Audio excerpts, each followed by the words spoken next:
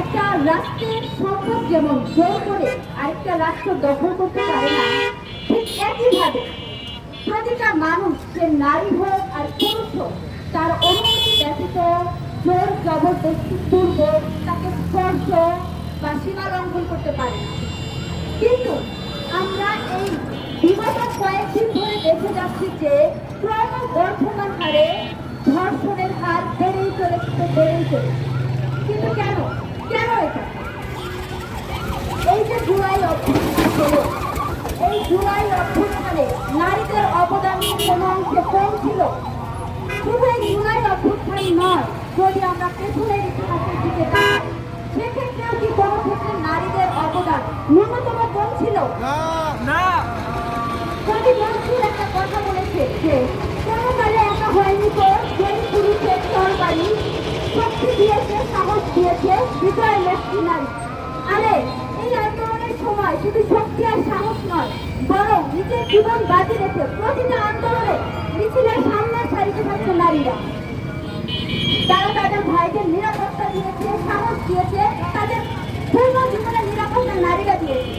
শুধু আজকের এই জুলাই অভ্যুত্থানের আন্দোলনে নয়, বরং লক্ষ্য স্বৈরাচারের আন্দোলনের ক্ষেত্রেও নারীরা উল্লেখযোগ্য ভূমিকা রেখেছে। ৭১-এর মুক্তিযুদ্ধ কিংবা ৫২-এর ভাষা আন্দোলন, প্রতিটা ক্ষেত্রে নারীরা গুরুত্বপূর্ণ ভূমিকা রাখছে। কিন্তু আজকে এই বাংলায় নারীদের কি পরিণতি হচ্ছে দিনকে দিন। আর আপেল কামাল একটা কথা বলেছিল, মোরা একটা ভুলকে বাঁচাবো বলে যুদ্ধ করি। আর আজকে চতুর্থ শ্রেণীর শিক্ষার্থী ২১শে ফেব্রুয়ারিতে সে নিজেই একটা ভুল, সে ফুল দিতে গিয়ে আর ছিন্ন ভিন্ন। কেন এই ছিন্ন ভিন্ন হৃদয়ের আর্তনাদটি উপদেষ্টা মন্ডলীর কাছে পৌঁছায় না? আমি বলতে চাই, আমরা একটা সুন্দর, একটা নিজেদের স্বপ্নের বাংলাদেশ গড়ে তুলব বলে দীর্ঘ ১৫ বছরের দেশে বসা ফ্যাসিস্ট সরকারকে তাড়িয়েছি। আমরা আমাদের স্বপ্নের মনের মতো বাংলাদেশ গড়ে তুলব বলে আজ প্রশাসনকে বসিয়েছি। তারা আমাদের স্বপ্নের বাংলাদেশ গড়ে তুলতে সহায়তা করবে, কিন্তু তারা কি ভূমিকা পালন করছে?